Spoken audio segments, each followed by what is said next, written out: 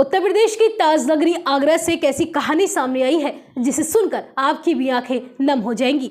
यहाँ रहने वाले एक भाई बहन बचपन में अपने माँ की पिटाई से डरकर घर छोड़कर चले गए और अब 13 साल बाद वो फिर से अपनी माँ और अपने परिजनों से मिले हैं। एक एनजीओ की मदद से भाई बहन अपने परिवार से मिलने में सफल हुए हैं। 13 साल बाद जैसे ही बेटा बेटी घर पहुंचे तो माँ ने उन्हें सीने से लगा लिया और रोने लगी। भावनाओं का ज्वार उमड़ पड़ा, सबकी आंखें नम हो गई। दरअसल ये घटना 13 साल पुरानी है। 2010 में जगदीशपुरा थाना इलाके से राखी और बबलू गायब हो गए थे। दोनों भाई बहन हैं। जब वो लापता हुए तो राखी की उम्र करीब 9 साल और बबलू की उम्र लगभग 6 साल थी।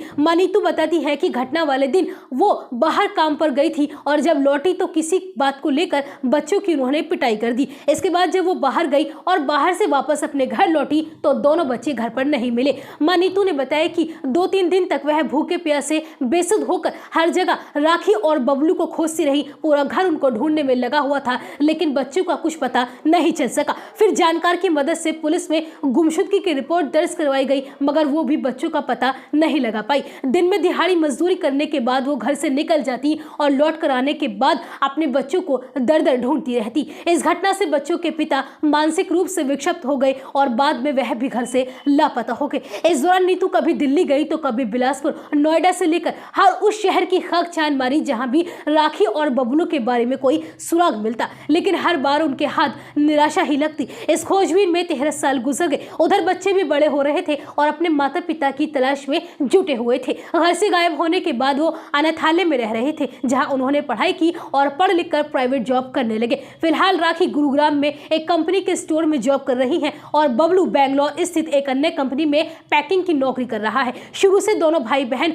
एक दूसरे के संपर्क में है। इसी बीच बबलू की मुलाकात बाल अधिकार कार्यकर्ता नरेश पारस से हो गई। पारस ने बताया कि करीब 2 महीने पहले बेंगलोर के एक युवक और गुरुग्राम की युवती ने एनजीओ के माध्यम से उनसे मदद मांगी। दोनों ने कहा कि वह भाई बहन है और 13 साल पहले लापता हो गए थे, मगर उन्हें अपने माता पिता की कोई जानकारी नहीं है। बस कुछ याद है, जैसे जिस स्टेशन से वो गायब हुए थे उसके बाहर डमी रेल इंजन रखा है। इस तरह से ही कंफर्म हो गया कि भाई बहन आगरा के रहने वाले हैं, क्योंकि आगरा रेलवे स्टेशन के बाहर ही रेल इंजन रखा हुआ है। इस तरह आगरा में खोजबीन शुरू हुई। पता चला कि राखी और बबलू दोनों बाल कल्याण समिति को 2010 में मेरठ के रेलवे स्टेशन से मिले थे। इस पर नरेश पारस ने गुमशुदा प्रकोष्ठ से मदद ली और फिर पुलिस के पास गए, जहां गुमशुदा बच्चों की लिस्ट निकाली गई। चेक करने पर मालूम हुआ कि राखी और बबलू की गुमशुदगी के जगदीशपुरा थाने में रिपोर्ट दर्ज है। इसके बाद वहां से नीतू के बारे में पता चला, लेकिन वो जगदीशपुरा वाले किराए के घर को छोड़ चुकी थी। पूछताछ में